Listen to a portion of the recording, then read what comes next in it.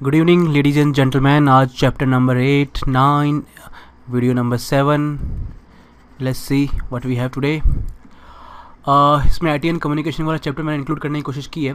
ठीक है, इसमें कुछ खास था नहीं। आईटी एंड कम्युनिकेशन और उसमें डिपार्टमेंट ऑफ पोस्ट है, थोड़ा सा इन्फॉर्मेशन टेक्नोलॉजी के बारे में है। Let's see what we have. Modern जो पोस्ट सिस्टम था हमारा, मॉडर्न पोस्ट सिस्टम उसने किसने लगाया था? लॉर्ड क्लाइव ने 1766 के अंदर। ठीक है, याद रखना ये पोस्ट ऑफिस एक्ट आया था 1854 में पहली बार, और इसने ऐसा पोस्ट सिस्टम को रिफॉर्म किया कि फर्स्ट जो पोस्टेज स्टैम्प थी वो वैलिड रही थी। ठीक है, और ये क्या था? हाँ, वेट पे फिक्स किया गया था, ना कि डिस्टेंस पे। आज भी वही चलता हुआ आ रहा है। ठीक है, उस पर कुछ खास है नहीं। ये पोस्ट ऑफ जो डिपार्टमेंट पोस्ट है वो मिनिस्ट्री ऑफ कम्युनिकेशन के अंडर में आता है। पोस्टल सर्विस जो बोर्ड होता है वो एपेक्स मैनेजमेंट बॉडी है अपने। इसके अंदर भी आईएएस वाले जो एग्ज़ाम जो अपने ये यूपीएससी के सिविल सर्विस एग्ज़ाम के अंदर भी जो अपनी इंडियन पोस्टल सर्विस के भी कुछ उसमें कैंडिडेट्स हमेशा सेलेक्ट होते हैं। लार्जेस्ट पोस्टल नेटवर्क है इंडिया के पास में। ठीक है, 89.86% हमारा गाँव के अंदर में है। इसके अलावा हमारा जो रूरल बैंकिंग डिवीज़न है, ठीक है, किसके अंदर? इसी डिपार्टमेंट ऑफ पोस्ट के अंदर उन्होंने एक फोकस दिया है किस पे? फाइनेंशियल इंक्लूजन के अंदर। और ये डिस्पर्समेंट एक्टिविटीज़ करती हैं। डिस्पर्समेंट जो पैसा आता है उसको डिस्पर्स करते हैं। कौन कौन सी एक्टिविटीज़, कौन कौन सी स्कीम को यूज़ कर रहे हैं? नरेगा को, national old age pension scheme, national window disability and मातृत्व सहयोग योजना। इसमें जो ये बीच वाली जो 3 स्कीम है ना, ये ओल्ड एज वाली, विडो वाली, डिसेबिलिटी वाली, ये मैंने बताया था आपको कौन सी मिनिस्ट्री के अंडर में आती हैं। आई थिंक मेरे 4th वीडियो के अंदर। ठीक है, मिनिस्ट्री ऑफ रूरल डेवलपमेंट के अंदर। ठीक है, तो ये नरेगा आ गई, ये भी उसी में आती है। और मातृत्व सहयोग योजना ये हो गई इसके अंदर। इसके अंदर बदे उसमें जो अपने ये होती हैं प्रेगनेंट एंड लैक्टेटिंग मदर, उनको पैसा मिलता है। ये हो गया फाइनेंशियल एक्टिविटी हो गई। इसके अलावा उसके अंदर एक याद करने की जरूरत डिपार्टमेंट पोस्ट में है project arrow. What is project arrow actually? किसी भी पोस्ट ऑफिस में आप जाओगे, आप वहाँ पे देखेंगे तो उसमें पुराना सा बिल्डिंग होगा, उसमें ऐसे बैठा हुआ होगा, स्टैम्प लगाया जा रहा होगा, एक गंदी सी टेबल होती है। तो एक कहते हैं ना कि उनका जो एक तरीके से जो चाव था लोगों के अंदर, जो एक अट्रैक्टिवनेस थी, वो सब ग्लैमर जो था वो ख़त्म हो चुका है। आजकल देखा जाए तो हर कोई कोरियर सर्विस के पीछे भाग रहा होता है लेने के लिए। तो अपने आप को सुधारने के लिए, अपनी इमेज को एक अच्छा नया रूप देने के लिए प्रोजेक्ट एरो लाया गया था डिपार्टमेंट ऑफ पोस्ट के द्वारा। करता क्या है ये? अच्छे से वर्किंग को करना, ठीक है, इन्हांस करना, इंप्रूव करना, अपग्रेड करना। क्या करना? अपने जो कोर बिजनेस एरियाज़ को अच्छा करना, और जो क्वालिटी ऑफ सर्विस है उसको और अच्छा करना, और लुक एंड फील जो होता है ना उसको बहुत अच्छा करना। ठीक है, along with the IT services, कि वो दिखे अच्छा और वो जो बंदा जो वहाँ पे आए वो अच्छा फील भी करे। तो उसको प्रोजेक्ट एरो ये बनाया गया था। बाकी सब तो है, लेकिन लुक एंड फील जरूर मत भूलना आप। नेक्स्ट, इसके अलावा फाइनेंशियल इंक्लूजन बता दिया मैंने। इसके अलावा और क्या क्या कर रहा है वो? फाइनेंशियल सर्विसेज की कुछ स्कीम्स हैं वो भी इंप्लीमेंट कर रहा है। कैसे? स्मॉल सेविंग स्कीम हो गया, on behalf of ministry of finance हो गया। कोर बैंकिंग सॉल्यूशन भी दे रहा है ये उसके अंदर। India post IT modern part लेके आ रहा है। म्यूचुअल फंड भी डिटेल करता है ये। ठीक है, उसके अलावा इंटरनेशनल मनी ट्रांसफ़र भी करता है ये वेस्टर्न यूनियन के कोलैबोरेशन के अंदर। ठीक है, ये सारे काम ये करता है। फिर इसके अलावा जो नेशनल पेंशन सिस्टम है वो भी एक पॉइंट ऑफ रिप्रेजेंस है लास्ट में जाके। कोई भी बंदा इसके अंदर 18 से 55 तक ज्वाइन कर सकता है और 60 साल की उम्र तक कंट्रीब्यूट करेगा। और वो जो पेंशन के जो कंट्रीब्यूशन होंगे, ये पीएफआरडी के बंदे जो होते हैं वो कहीं अपनी अपनी जगह पे कंट्रीब्यूट करते रहते हैं। उसके अलावा जो अपनी अटल पेंशन योजना है और जो ये जन सुरक्षा वाली हो गई, सुरक्षा बीमा जीवन ज्योति वाली, वो भी यहाँ से लॉन्च की गई थी।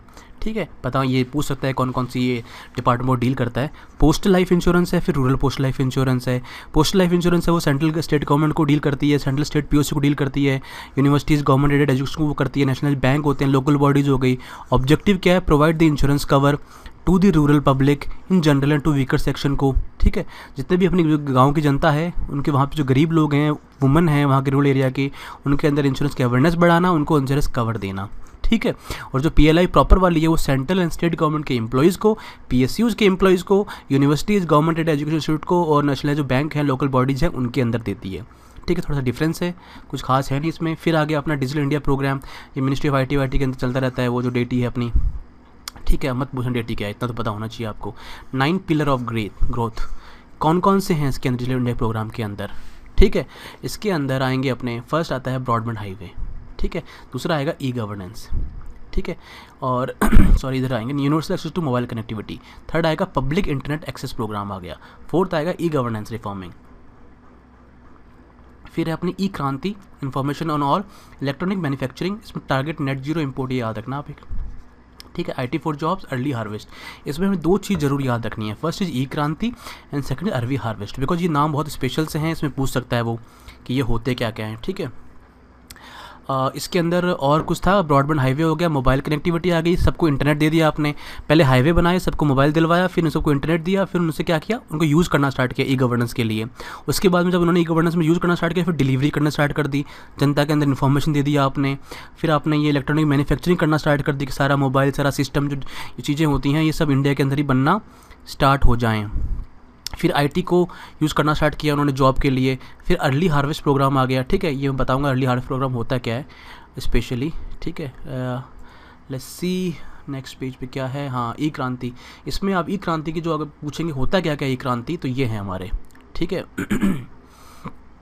ये आ गया इधर। फर्स्ट है अपना एजुकेशन के लिए 1, दूसरा फार्मर्स के लिए, तीसरा हेल्थ के लिए, फाइनेंशियल इंक्लूजन के लिए है, प्लानिंग के लिए है, जस्टिस के लिए, सिक्योरिटी के लिए, और फिर एक सिक्योरिटी और आ गई यहाँ पे। ठीक है, एजुकेशन में क्या कर रहे हैं हम लोग, सभी स्कूल को कनेक्ट करना है ब्रॉडबैंड से, वाईफाई देना है, डिजिटल लिटरेसी प्रोग्राम है, MOOC है। ठीक है, ये नेक्स्ट वाले जब मैं वीडियो में बताऊंगा क्या होते हैं सारे ये। रियल टाइम प्राइस इन्फॉर्मेशन हो गया अपना। ठीक है, ऑनलाइन ऑर्डरिंग ऑफ इनपुट हो गया। ठीक है, बैंकिंग वाला करवा दिया उनको। हेल्थ में आपने ई हेल्थ केयर लेके आ गए। यहाँ पे अपने फाइनेंशियल इंक्लूजन में उनको मोबाइल बैंकिंग दे दी, माइक्रो ये अपने ये दे दिए, ATM दे दिए अपने। ठीक है, और प्लानिंग करा ली यहाँ पे, और कुछ खास है नहीं इसमें। ई कोर्ट, ई पुलिस, ई जेल, ई प्रोसिक्यूशन यहाँ याद रख लेना, ये सारे के सारे। ठीक है, इसके अलावा ये आ गया अपना सिक्योरिटी वाला। And now we have early harvest programme. चलो मैं डेटी बता ही देता हूँ आपको। ठीक है, डेटी क्या था, department of electronics and information technology था। ठीक है, एंड इसको भी एक नया मिनिस्ट्री टाइप बना दिया उन्होंने। ठीक है, कम्युनिकेशन और इंफॉर्मेशन टेक्नोलॉजी निकाल के। अब आता है early harvest programme. Early harvest का मतलब क्या होता है कि कोई भी ऐसी चीज़ जो जल्दी से यूज़ की जा सके, शॉर्ट टाइम के अंदर इंप्लीमेंट की जा सके, उसको अर्ली हार्वेस्ट बोलते हैं। कि आप फसल उगाते हो और वो फटाफट अगर उग के और जल्दी से फटाफट हो जाए, उसको अर्ली हार्वेस्ट हो गया। लेट हार्वेस्ट मतलब धीरे धीरे पक रही होती है, कई महीने लग जाते हैं आपको उसके अंदर। ठीक है, तो इसमें ये हो गया। इसमें आते हैं IT प्लेटफॉर्म फॉर मैसेजिंग में मैसेज आ गया। गवर्नमेंट ग्रीटिंग कर दिया, टू बी ई ग्रीटिंग्स कर दिया उन्होंने। बायोमेट्रिक अटेंडेंस कर दी है। हर जो भी आप घुसो किसी भी ऑफिस के अंदर आजकल देखोगे तो थंबप्रिंट चल रहे होते हैं। हर यूनिवर्सिटी के अंदर वाईफाई दे दिया, वायर फ्री दे दिया आपने। ईमेल को सिक्योरिटी कर दी, ईमेल डिज़ाइन अच्छा कर दिया, स्टैंडर्डाइज कर दिया उसने आपको। पब्लिक में वाईफाई हॉटस्पॉट दे दिए। स्कूल बुक्स सबको ई-बुक्स में कर दिया कि बच्चे को अपना ये जो वजन होता है जो अपना बैग का वो कम कर दें आप। SMS वेस्ट वेदर इन्फॉर्मेशन हो गया। लॉस्ट एंड फाउंड जो है, खोया एंड पाया, जो पता होगा आपको, जो गुम हुए बच्चे होते हैं ना, उनके लिए हो गया। फिर ये सब यूज़ यहाँ पे इसमें आ गए। ठीक है, तो इधर ये अपने 9 पिलर थे, उसमें ई क्रांति के अंदर ये 4-5 चीज़ें हैं, आप उसको दोबारा देख लेना समझने के लिए। ठीक है, और अर्ली हार्वेस्ट के अंदर ऐसी चीज़ जो विद इन इम्प्लीमेंट की जा सके विद इन शॉर्ट पीरियड के अंदर। ठीक है, तो ये इसमें IT platform, biometric, wifi, email का स्टैंडर्डाइजेशन, वाईफाई, हॉटस्पॉट, ये सब यूज़ किए जा सकते हैं ना। हमारा जो MCQ वाला जो काम है वो यहाँ पे आता है। गवर्नमेंट ने एक नाटक स्टार्ट किया है नया, GI क्लाउड का। मेंस में आया भी था, आई थिंक 2015 में आया था शायद। ठीक है, मेघराज। ठीक है, ये कॉइन किया गया था उन्होंने। इसकी सर्विसेज क्या क्या देता है, क्लाउडिंग का होता है पता ही होगा आपको। ठीक है, इसके लिए तो क्लाउड ऐसा कुछ होता है कि जो आपका सारा जो सिस्टम रहेगा वो कहीं और सर्वर के अंदर वो रहेगा। आप केवल एक वेब के थ्रू आप उसको एक्सेस कर सकते हो। तो आपको अपने लैपटॉप के अंदर कुछ भी सिस्टम डालने में जो हर चीज़ को रखने की ज़रूरत नहीं होती है। अपने ऑफिस में आएंगे और अपना जो वेब पोर्टल है वो खोलेंगे और उसको डायरेक्ट लॉगिन कर देंगे उस सिस्टम के अंदर। ठीक है, तो इससे सिक्योरिटी बढ़ जाती है। आपके पास के लैपटॉप के अंदर या आपके सिस्टम के अंदर कुछ रहता नहीं है, तो उसको क्लाउडिंग कहते हैं। ठीक, क्लाउड के अंदर है मतलब हवा के अंदर है वो। ठीक है, हवा का मतलब उसकी जो उसमें जो ये कहने का मतलब यही है। ठीक है, तो उसको यूज़ कर सकते हैं आप। इसका नाम है मेघराज। तो ये government of India cloud service है।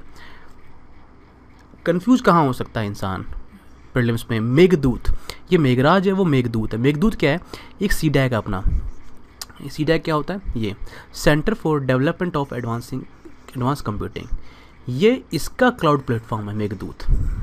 ठीक है, तो ये ज़रूर याद रखना कि यहाँ कन्फ्यूजन होने के चांसेस बहुत हो सकते हैं।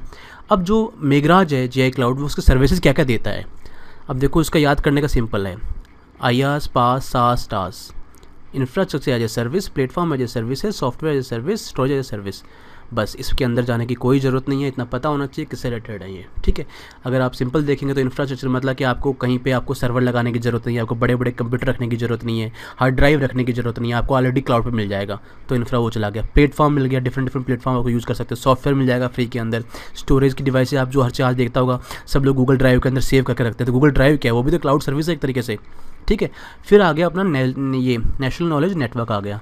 इसमें क्या कर रहे हैं, सारे जो इंस्टीट्यूशंस हैं, ऑर्गेनाइजेशंस हैं, उन सबको कनेक्ट कर रहे हैं आपस के अंदर ताकि वो रिसर्च अच्छे से कर पाएँ।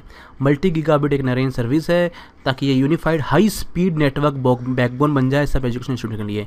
IIT Delhi, IIT Mumbai, IIT Madras, अपना ये जो कौन सा है साइंस सेंटर ISC वाला जो है बेंगलोर वाला हो गया, इसरो हो गया, कुछ अपना DRDO हो गया, इस सब आपस में जब कनेक्टेड रहेंगे अच्छे ब्रॉडबैंड इंटरनेट से तो फटाफट रिसर्च करना इनके लिए ऐसे आसान हो जाएगा, ठीक है। Next move to the CDAC. CDAC होता है बता दिया, centre for development of advance computing, premier ये रिसर्च डेवलपमेंट ऑर्गेनाइजेशन है, ठीक है। Department of electronic inform technology वो उसको देखता था क्या क्या करता, क्या क्या ये सारे कंप्यूटिंग वाले प्रोग्राम हो गए, हाई परफॉर्मेंस वाले, मल्टीलिंगुअल वाले हो गए, सॉफ्टवेयर टेक्नोलॉजी हो गया, हेल्थ इन्फॉर्मेटिव एजुकेशन, सारे के सारे जितने भी एजुकेशन के काम होते हैं सारे करता है ये, साइबर सिक्योरिटी, साइबर फोरेंसिक वगैरह। अब इन्होंने क्या किया, परम युवा क्या है अपना एक one of the fastest computer है, एक ये रैंकिंग देखनी पड़ेगी, इसको कोशिश करूंगा मैं साइंस एंड टेक के वीडियो में कवर करने की, इसको कि कौन कौन से अपने फास्टेस्ट वीडियोज़ हैं, सॉरी ये हैं, ठीक है। और क्लाउड कंप्यूटिंग जो होती है वो ये मेघदूत का मेन वो क्लाउड प्लेटफॉर्म है, मेघराज अपना इंडिया का है, गवर्नमेंट ऑफ इंडिया का। एक और चलता रहता है इसी के अंदर अपने कम्युनिकेशन वाली जो अपनी ये है मिनिस्ट्री है, यूनिवर्सल सर्विस ऑब्लिगेशन फंड। ये किया क्या था, रूरल टेलीफोनी को बढ़ावा देने के लिए गवर्नमेंट ने 2002 के अंदर इस्टेब्लिश किया था।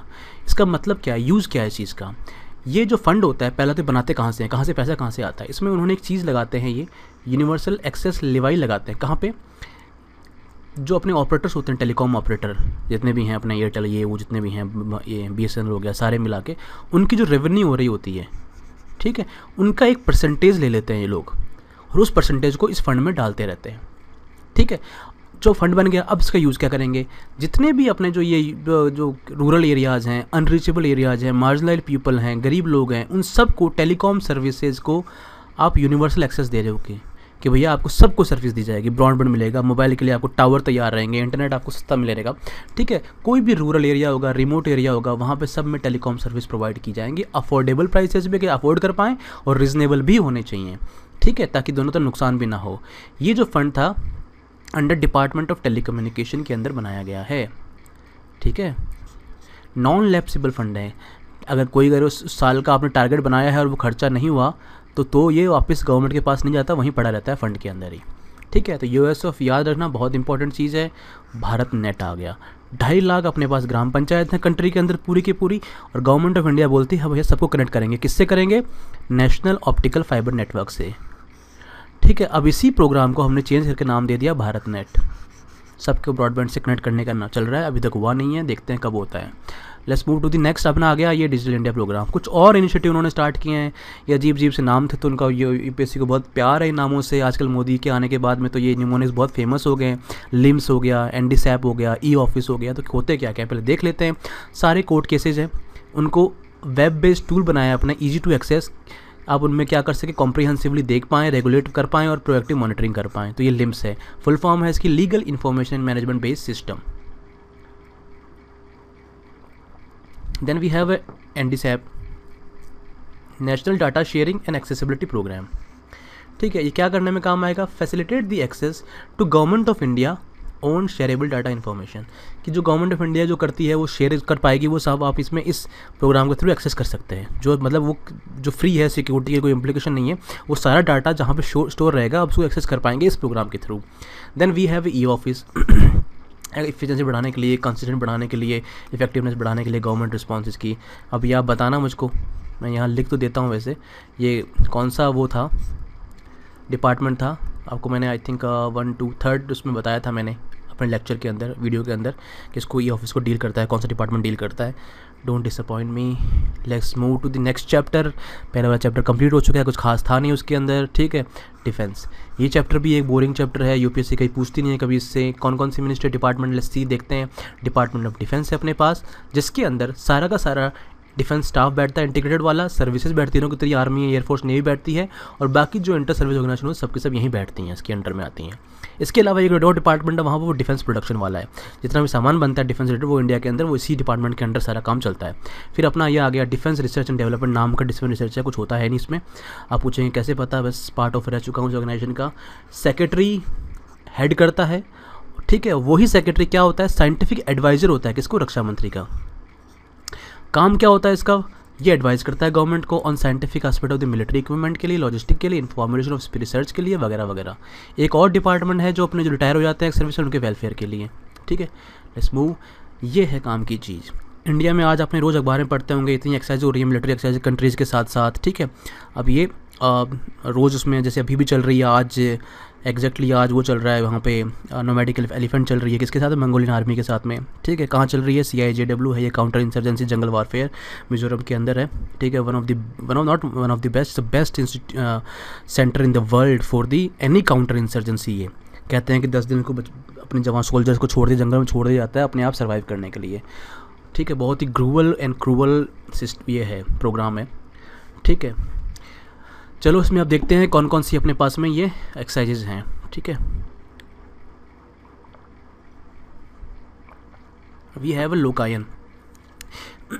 एक लोकायन ने ये किया था, एक इसने एक्सरसाइज की थी, एक INS तरंगिनी, एक वो था, ये था अपना सेल ट्रेनिंग शिप था इंडियन नेवी का, वो 8 महीने लगातार सी के अंदर रहा था, ठीक है। तो ये लोकायन उसका प्रोग्राम था, पता होना चाहिए आपको। ट्रॉपेक्स, अब ट्रॉपेक्स क्या होता है कि इंडियन नेवी खुद का वो करती है, किसी और का इन्वॉल्वमेंट नहीं है, annual theatre level operation redness exercises. TROPEX theatre level आपको पता होना चाहिए, कैसे थिएटर बताऊँ, जैसे ये सपोज ये ऐसे इंडिया हो गया अपना, ये पेनिसुलर हो गया नीचे, ठीक है। तो ये एक वेस्टर्न थिएटर हो गया, ये इधर ईस्टर्न हो गया, ठीक है। इधर कुछ और बना लेंगे ये। तो जो थिएटर होता है उस टाइम पर क्या होता है कि उस थिएटर के अंदर कंप्लीट जो आर्मी जो या एयरफोर्स नेवी जो लगी होगी वो सारी की सारी एक साथ उस थिएटर के लिए एक्ट करती है, ठीक है। नॉर्मली जो एक्सरसाइज होती है उसमें एक ब्रिगेड चली गई, एक डिवीजन चली गई, एक या कोर चली गई, वो आपस में अपना एक्सरसाइज करेगी और लौट के आ जाएगी। बट रियल जो वार होती है वो तो एक कोर की, एक डिवीजन की, एक ब्रिगेड की तो होती नहीं है, उसमें तो सब कुछ मूव होता है एक साथ। तो उस जो जैसे सपोज मान लो ऊपर आएंगे हम यहाँ इंडिया के अंदर, तो ये JNK हो गया ऐसे, ठीक है। नीचे इधर आ गए, ये राजस्थान आ गया, और ये गुजरात आ गया, और नीचे चला गया। तो ये जो राजस्थान वाला जो एरिया ये भी एक थिएटर बन गया, यहाँ से नेवी अटैक करेगी, ठीक है। यहाँ से अपना एयरफोर्स वो कर रही होगी, आर्मी तो ऑलरेडी बैठी होगी पूरे बॉर्डर के ऊपर, तो ये एक थिएटर हो गया। JNK का एक अलग थिएटर हो गया, फिर ईस्टर्न थिएटर में ऊपर यहाँ पे अलग आ जाएगा अपना चाइना से लड़ने के लिए। तो ये थिएटर के अंदर होता क्या है, इसमें पूरी की पूरी अपनी जो एरिया होता है वो एक अंडर एक सिंगल उसके लड़ा जाता है, बिकॉज अगर आप टुकड़ों में लड़ोगे तो कोई भी घुस जाएगा बीच में से, या कुछ अपने आप उसको कंट्रोल करना बहुत मुश्किल हो जाता है वॉर को, ठीक है। तो जो एरिया होता है उस पूरे को थिएटर बोलते हैं एक तरीके से, ठीक है। सामने जो दिख रहा है उसमें सब कुछ एक साथ आपको पूरा देखना है, फिर लड़ना है। फिर आगे अपनी एक्सरसाइज कोबरा गोल्ड याद रखना, थाईलैंड के साथ में हुई थी, दोबारा होती भी रहेगी।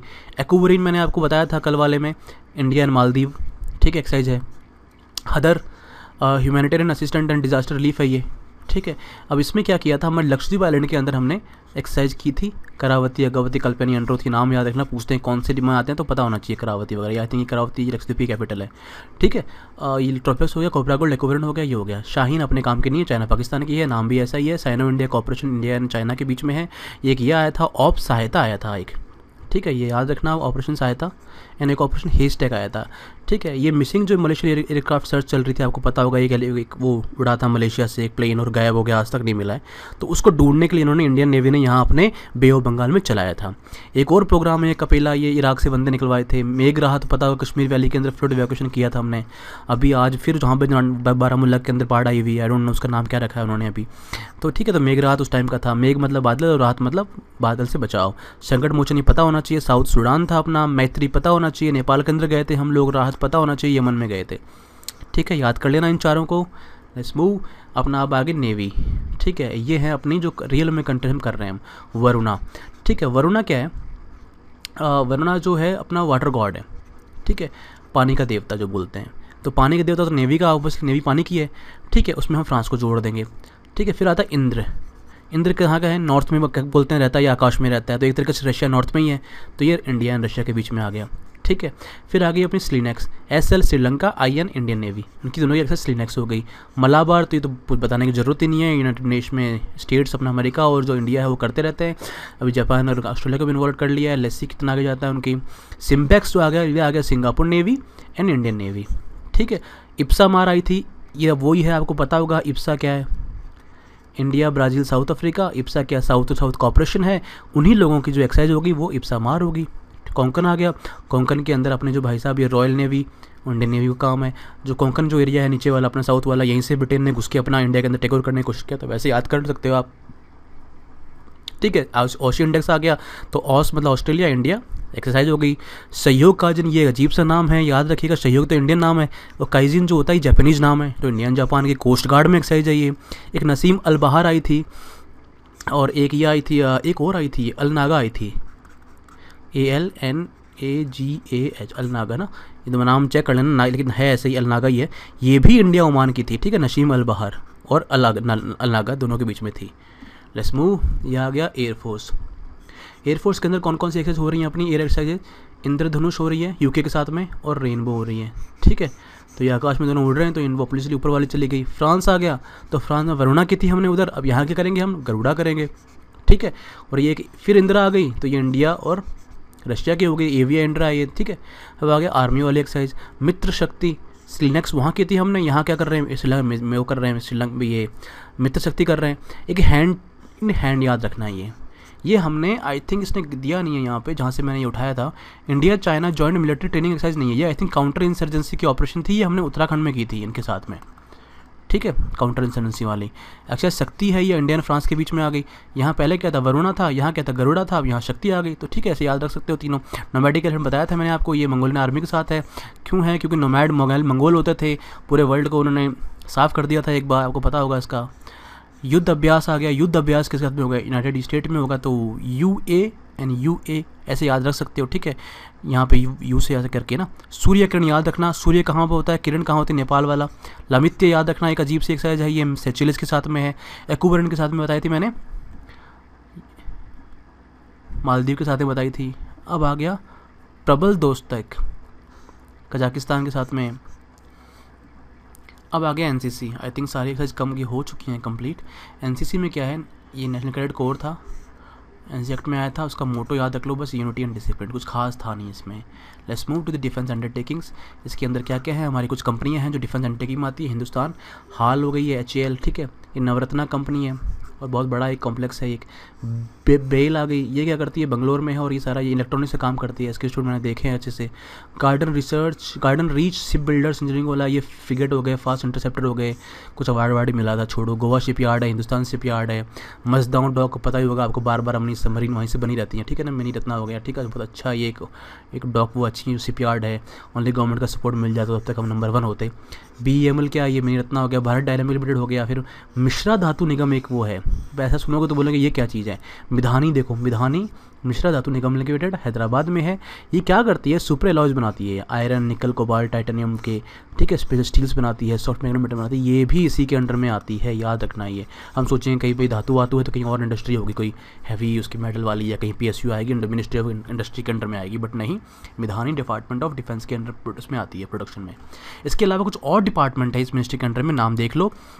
DGQA क्या होता है, DGQA क्वालिटी एश्योरेंस। अब आप देखोगे डायरेक्टर जनरल ऑफ क्वालिटी, ऐसे नाम सोचोगे यार कहीं और का होगा, बट नहीं, ये यहीं पे है, ठीक है। उसके बाद में आता है एरोनॉटिकल, ये क्वालिटी वाला आ गया, एश्योरेंस आ गया, और डायरेक्टरेट ऑफ स्टैंडर्डाइजेशन आ गया यहाँ पे, ठीक है। तो ये तीनों नाम याद रखना, एरोनॉटिकल वाला भी, क्वालिटी एश्योरेंस नॉर्मल वाला और स्टैंडर्डाइजेशन वाला भी, तीनों इसी के अंडर में आते हैं। क्वालिटी एश्योरेंस करती क्या है, ये इंटर सर्विस में तीनों में देखती है, सारे जो डिफेंस इक्विपमेंट होते हैं सबकी क्वालिटी एश्योरेंस चेक करती है। एरोनॉटिकल वाला क्या करता है, ये एविएशन वालों में करता है, मिलिट्री एयरक्राफ्ट होते हैं उनका करता है। स्टैंडर्डाइजेशन का काम क्या है, कॉमनैलिटी डिसाइड करना। 3 अपने सर्विसेज हैं, ये आर्मी, एयरफोर्स, नेवी, 3 के अंदर एक ही टाइप के इंस्ट्रूमेंट वो करना, जो कोशिश की जाएगी एक सिमिलर टाइप करें, ताकि खर्चा कम होगा, और जो क्या बोलते हैं कि स्ट्रीमलाइन हो जाएगा, लोग क्या होता है यहाँ वाला भी यहाँ का भी काम कर पाएगा अच्छे से, ठीक है। तो वो ताकि ओवरऑल जो इन्वेंट्री होती है ना वो कम हो सके, खर्चा कम हो, कैड वैड जो अपना ये होता है करंट अकाउंट डेफिसिट वगैरह कम हो, बैलेंस जो पेमेंट है वो ठीक हो जाए, और अपना थोड़ा सा सुपर पावर बनने में हमें कम जोर आए। वेल एम तो यही है। आगे देखते हैं directorate of planning and coordination, ये भी इसी में आता है। एक डिफेंस एग्जीबिशन ऑर्गेनाइजेशन है, ये सब एग्जिबिट करती रहती है, खोलेगी एक, वो लोगों को दिखाएगी कि हमारा ये है, हमारा ये है, ठीक है, अपना इंपोर्ट करने सॉरी एक्सपोर्ट करने के लिए। एक एरो इंडिया होता रहता है, इसमें था तो नहीं, लेकिन बेंगलुरु में भी कल परसों फिर हुआ था, ठीक है, जिसमें बाहर के लोग आते रहते हैं और अपना ये डिस्प्ले करते हैं अपने, ठीक है, अपने एयरफोर्स के जितने भी ये होते हैं, ठीक है, और हम लोग यहाँ पे फिर उनको चेक करते हैं कि कुछ करने के लिए। फिर एक नेशनल इंस्टीट्यूट है, कोई यूज़ नहीं है इसका, नहीं यूज़ हो सकता है बिकॉज ये नाम ऐसा ही है, निर्देश, ठीक है, इसलिए डाला था मैंने इसको, national institute for research and development in defence ship building. तो याद रखना कि अगर निर्देश नाम में कोई चीज़ आती है तो पता होना चाहिए डिफेंस शिप बिल्डिंग के अंदर काम आएगा ये, ठीक है। ऑटोनोमस सोसाइटी है, मिनिस्ट्री डिफेंस के अंदर है, और फ्यूचरिस्टिक शिप बिल्डिंग प्रोग्राम के लिए हम इसको यूज़ कर रहे हैं। फिर DRDO है, ये रिसर्च आर्म अपनी साइंटिफिक एडवाइज़र होता है रक्षा मंत्री का, वो इसको हेड करता है, वो ही बंदा सेक्रेटरी भी होता है किसका, डिपार्टमेंट ऑफ डिफेंस रिसर्च का, ठीक है, एंड डायरेक्टर जनरल R&D का भी होता है।